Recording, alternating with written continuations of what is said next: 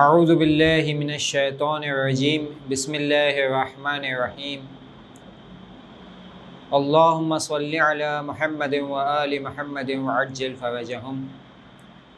رب اشرح لی صدری ویسر لی امری واحلل عقدۃ من لسانی یفقہوا قولی۔ عزیزان گرامی، قرآن ایک معجزہ کیسے، اس عنوان پر سلسلہ گفتگو کی دوسری کڑی پیش خدمت ہے۔ لفظ معجزہ دراصل عجز کے مادے سے نکلا ہے، لیکن دو الگ الگ علوم میں دو مختلف معنی رکھتا ہے۔ علم فقہ میں جب لفظ عاجز یا معجزہ استعمال ہوتا ہے تو اس کے معنی یہ ہوتے ہیں کہ کوئی چیز اگر کھو جائے تو اس کے بارے میں کہا جاتا ہے اعجزہ الامر الفلانی، اس شخص نے فلاں امر کو کھو دیا، اس کے لیے لفظ استعمال ہوتا ہے اعجزہ۔ اگر انسان کسی دوسرے کو عاجز سمجھتا ہے تو استعمال کرتا ہے باب افعال سے اعجزت زیدن، میں نے محسوس کیا کہ زید ناتوان ہے، عاجز ہے۔ اگر انسان کسی دوسرے کو خود عاجز بنائے تب بھی لفظ اعجاز سے استفادہ کرتا ہے، جس کا مطلب ہے کہ سامنے والے کو عاجز کر دینا۔ اس کے لیے استعمال ہوتا ہے اعجزت زیدن، یعنی میں نے زید کو عاجز کر دیا۔ لیکن علم کلام میں، علم عقائد میں جب لفظ معجزہ استعمال ہوتا ہے، اعجاز استعمال ہوتا ہے، تو اس کا مطلب یہ ہے کہ کسی الہی منصب کا مدعی، ایسا شخص جو دعویٰ کرتا ہو کہ میں خداوند عالم کی جانب سے ایک منصب پر فائز ہوں، وہ اپنے دعوے کو ثابت کرنے کے لیے ایسے کام انجام دیتا ہے جو فطری قوانین کے، طبیعی قوانین کے خلاف ہوا کرتے ہیں، طبیعی قوانین کو توڑ کر کوئی کام انجام دیتا ہے، کوئی کارنامہ انجام دیتا ہے، اور اس کے نتیجے میں سامنے والے افراد ویسا ہی کام کرنے سے عاجز رہتے ہیں، درماندہ ہو جاتے ہیں، بے بس ہو جاتے ہیں، تو اس وقت کہا جاتا ہے کہ اس نے معجزہ پیش کیا۔ لیکن یہ معجزہ اس وقت معجزہ کہلائے گا، اور یہ معجزہ اس وقت صادق کہلائے گا کہ جب جو دعویٰ کرنے والا ہے، جو مدعی ہے،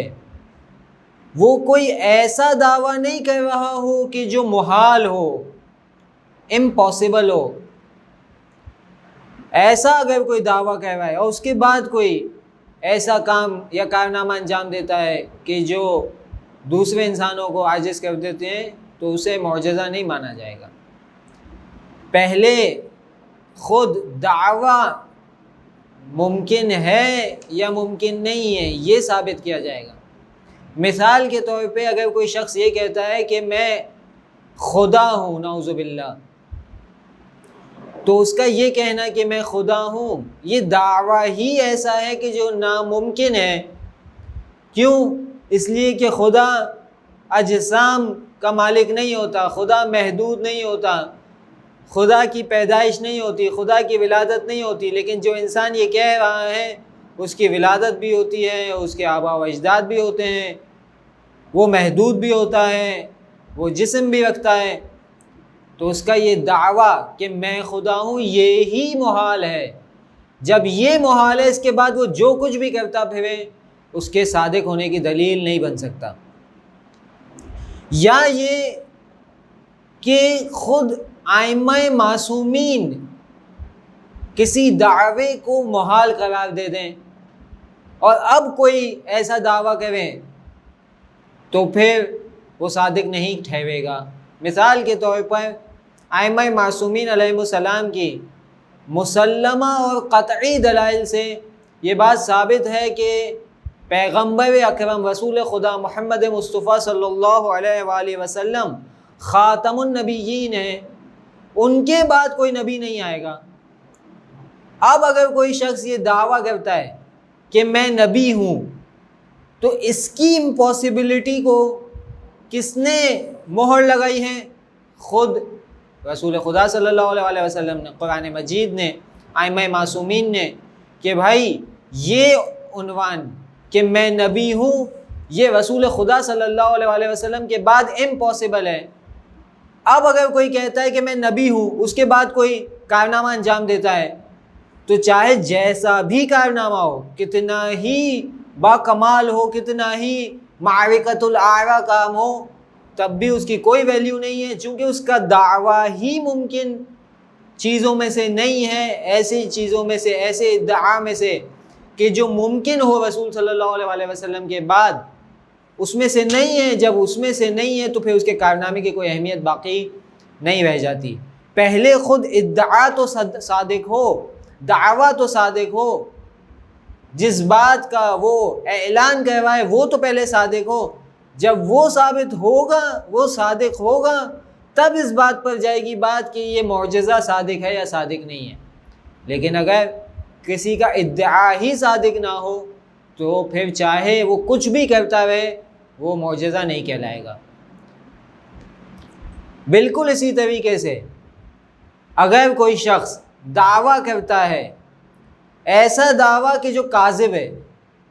جھوٹا ہے، اس جو ناممکنات میں سے ہے، ائمہ معصومین کی مسلمہ و قطعی دلیلوں سے بات ثابت ہے کہ ختم نبوت رسول اکرم صلی اللہ علیہ وسلم کے اوصاف میں سے ہے کہ رسول اکرم صلی اللہ علیہ وسلم خاتم النبیین ہیں، ان کے بعد کوئی نبی نہیں آئے گا۔ اب مسلمہ کذاب جیسا کوئی شخص ہو یا کوئی بھی دوسرا شخص، وہ آ کر کوئی خارق العادہ کام کرے، ایسا کام کرے کہ جو طبعی قوانین کے نارملی خلاف ہوتا ہے، تو چاہے جیسا اس نے کہا ہو ویسا نہ بھی ہوا ہو، کوئی دوسرا کام ہوا ہو، تب بھی اس کے کمال کی دلیل نہیں بنتی، بلکہ اس کے جھوٹا ہونے کی دلیل بنتی ہے۔ اس کی مثال کیا ہے؟ اس کی مثال یہ ہے کہ مثلاً اس نے کہا ایک ایسے کنویں کے بارے میں کہ جس میں تھوڑا سا پانی تھا، اس نے کہا میں اس میں اپنا لعاب دہن پھینکوں گا تو اس میں پانی بڑھ جائے گا۔ ہوا یہ کہ جب اس نے اس میں لعاب دہن پھینکا تو جتنا پانی اس میں تھا وہ بھی خشک ہو گیا۔ تو اب ایسی صورت کے اندر اگرچہ اس نے طبعی قانون کے خلاف ایک کام کیا ہے،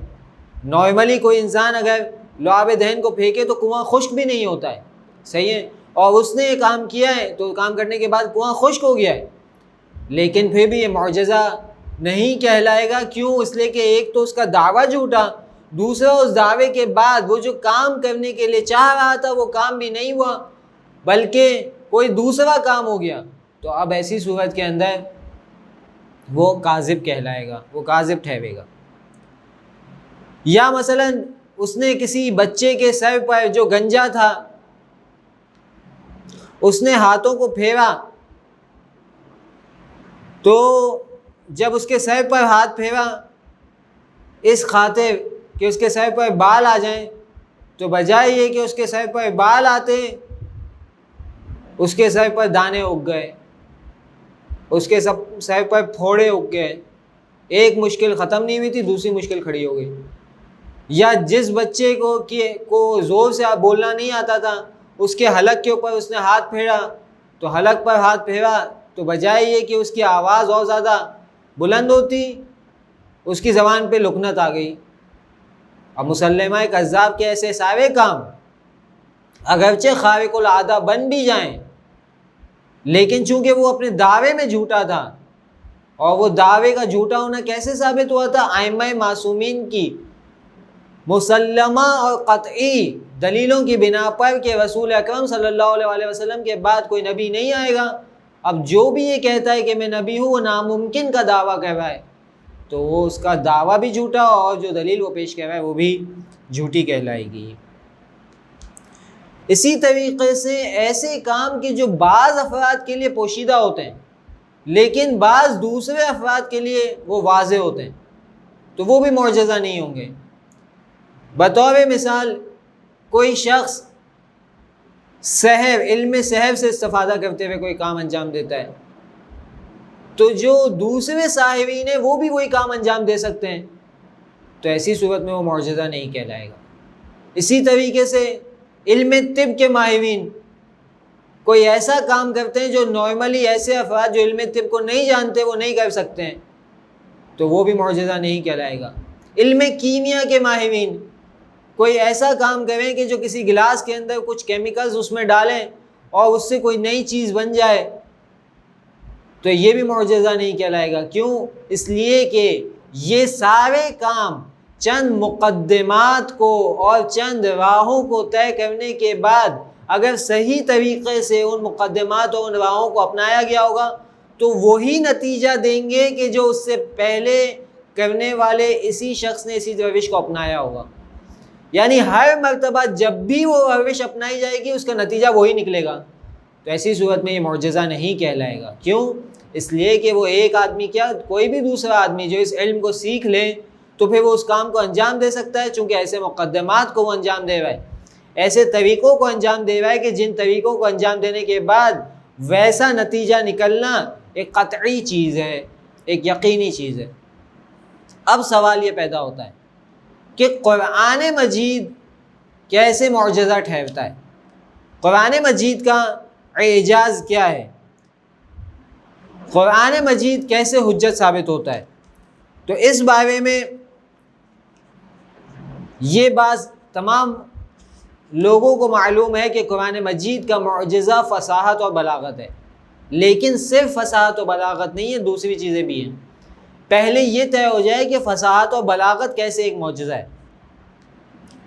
ہم نے یہ دیکھا کہ معجزہ وہ ہوتا ہے کہ جو طبیعی قوانین کو توڑ دے، لیکن طبیعی قوانین کو توڑ دینے کے لیے خود ادعا اور دعویٰ بھی ممکنات میں سے ہونا چاہیے، اور پھر کوئی الہی منصب کا حامل مدعی دعویٰ کہہ رہا ہے اور اب وہ کوئی خارق العادہ،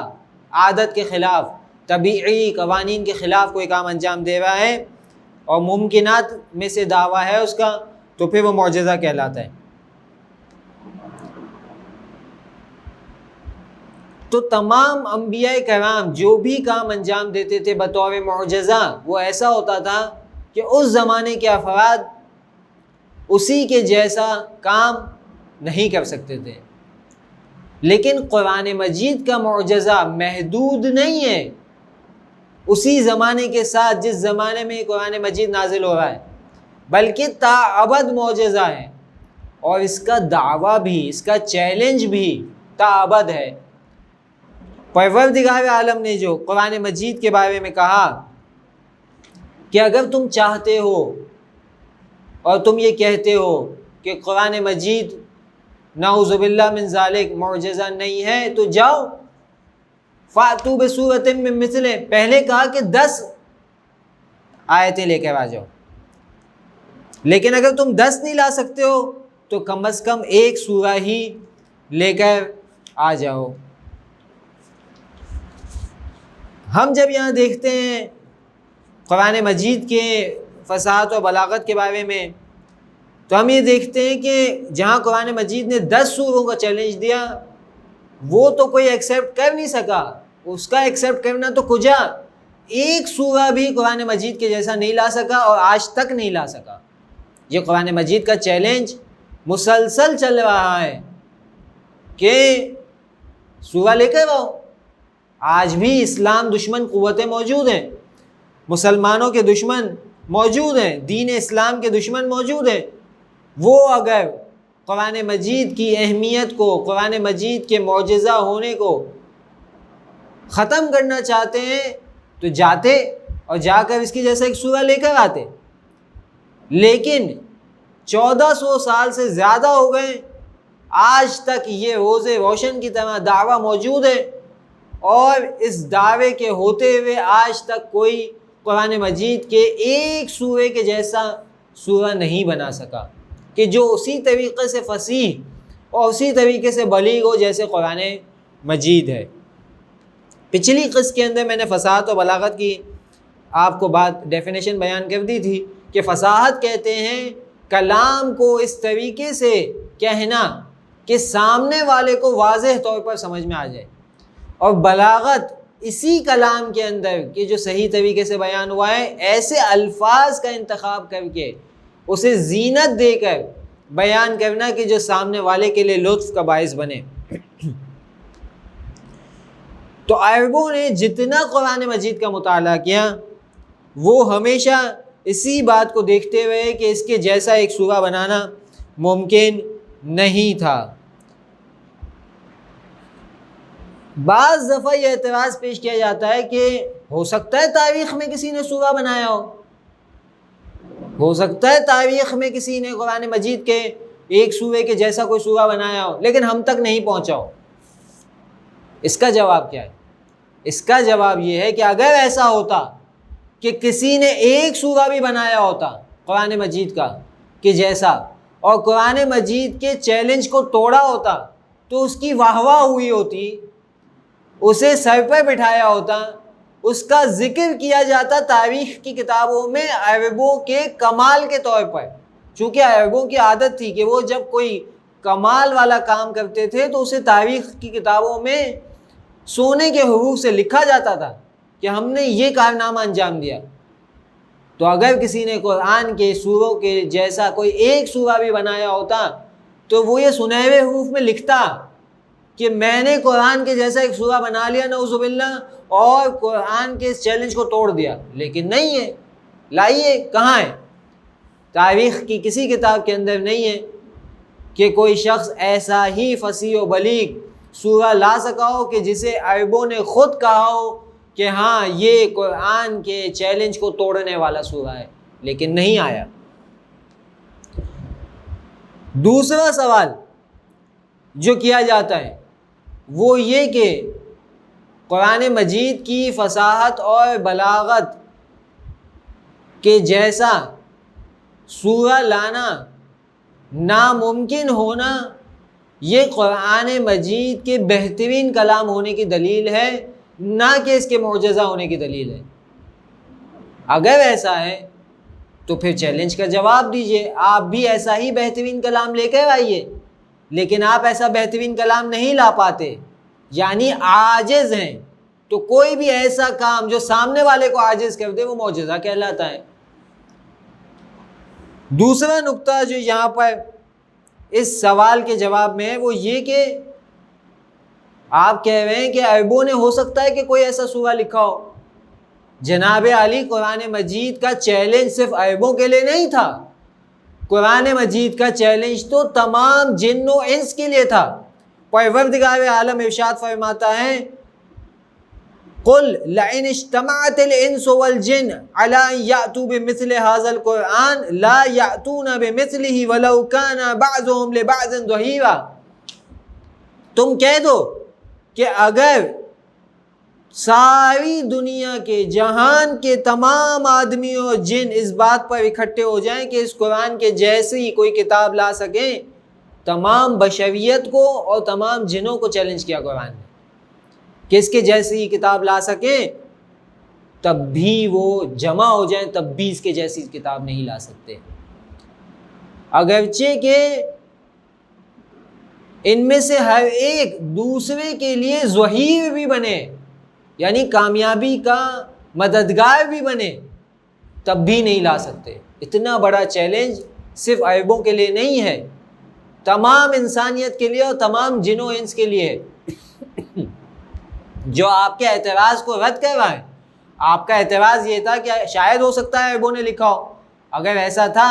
تو عربوں نے نہ بھی لکھا ہو تو جن و انس کے اندر غیر عرب بھی جتنے افراد ہیں ان کی طرف سے بھی کوئی سورہ نہیں آیا، کچھ بھی نہیں آیا، عربوں میں سے بھی نہیں آیا، اور ذکر بھی نہیں ہوا، اور قرآن کا چیلنج بھی صرف عربوں کے لیے نہیں ہے، تمام جن و انس کے لیے ہے۔ تو یہ بات اس بات کو ثابت کرتے ہیں کہ نہیں آیا۔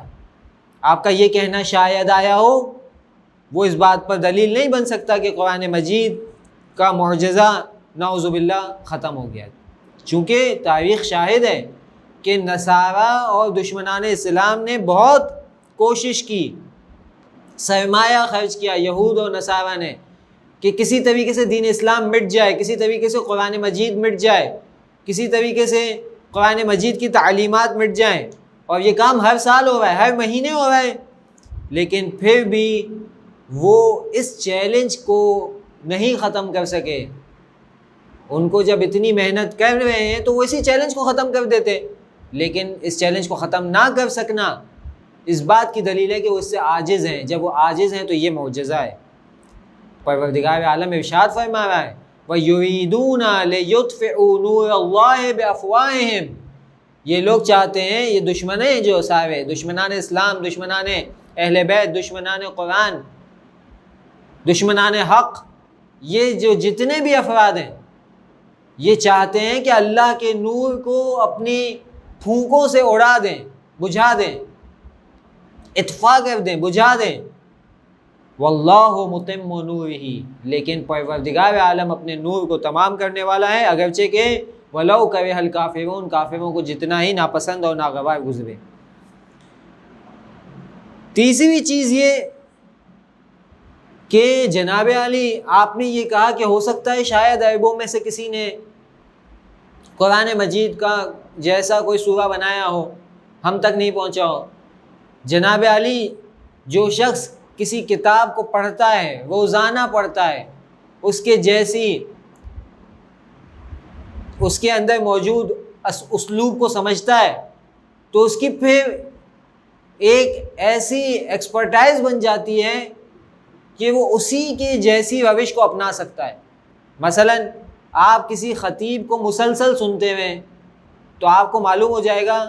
کہ اب وہ جو نئی مجلس پڑھے گا وہ کون سی روش کس طریقے سے استعمال کرے گا۔ آپ کسی کارپینٹر کو مسلسل دیکھتے ہوئے تو آپ کو اس کی روش کا پتہ چل جائے گا۔ تو قرآن مجید میں بھی ایسا ہو سکتا تھا، اور تمام افراد اس کی روش کا مشاہدہ کرتے اور اس کے بعد اسی کے جیسا سورہ بنا لیتے، لیکن ایسا ہوا نہیں۔ اور ایک قانون ہے کہ سب سے بہترین دلیل کسی چیز کے نہ ہونے کی اس کا واقع نہ ہونا ہے۔ خیر دلیل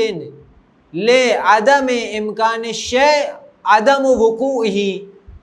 کسی بھی چیز کے ناممکن ہونے کی سب سے بہترین دلیل یہ ہوتی ہے کہ وہ واقع نہیں ہوا۔ تو اب جب آپ یہ دیکھتے ہیں کہ قرآن مجید کے جیسا کوئی سورہ نہیں آیا، واقع نہیں ہوا، تو یہ اس کے ناممکن ہونے کی دلیل ہے۔ اسی طریقے سے اگر کوئی ایسی صورت آئی ہوتی جو قرآن مجید کے ایک سورے کے جیسے ہوتی، جس کے بارے میں آپ کا اعتراض یہ ہے کہ شاید عربوں میں کوئی ایسی چیز آئی ہوگی کہ جو قرآن مجید کے چیلنج کو توڑ رہی ہوگی، اگر آپ کا یہ اعتراض ہے تو پھر اگر ایسی کوئی صورت آئی ہوتی تو وہ مشہور ہو جاتی، کیونکہ قرآن مجید کا چیلنج آج کا نہیں ہے، 1400 سال گزر چکے بلکہ اس سے زیادہ، اور قرآن مجید کا چیلنج روز روشن کی طرح آیا ہے کہ اگر تم قرآن کی 10 سورتوں کے جیسے نہیں لا سکتے ہو تو کم از کم ایک سورہ لے کر آؤ، اور کہیں پر کہا کہ اسی قرآن کے جیسا لے کر آؤ۔ اگر کوئی لایا ہوتا تو پھر چوتھا نقطہ یہ ہے کہ وہ مشہور ہو جاتا، وہ شہرت پا جاتا، لیکن شہرت کا نہ پانا، واقع نہ ہونا اس بات کی دلیل ہے کہ کوئی بھی شخص یہ کر نہیں سکا، اور نہ کر سکنا عجز کو بیان کرتا ہے، عاجز ہونے کو بیان کرتا ہے۔ اور ہر وہ کام جو سامنے والے کو عاجز کر دے ادعا کے ممکن ہونے کے ساتھ اور دعوے کے ممکن ہونے کے ساتھ سامنے والے کو عاجز کر دے تو وہ معجزہ کہلاتا ہے، جیسے میں نے اس جملے کی پوری تفصیل شروع میں بیان کی۔ پروردگار عالم سے دعا کرتے ہیں پروردگار عالم ہم سب کو محمد و آل محمد کی سیرت پر عمل پیرا ہونے کی توفیق عنایت فرمائے، قرآن مجید کو سمجھنے اور اس پر عمل پیرا ہونے کی اور زیادہ سے زیادہ اسے پڑھنے اور اس کی تلاوت کا ثواب حاصل کرتے رہنے کی توفیق عنایت فرمائے۔ ربنا تقبل منا انک انت السمیع العلیم۔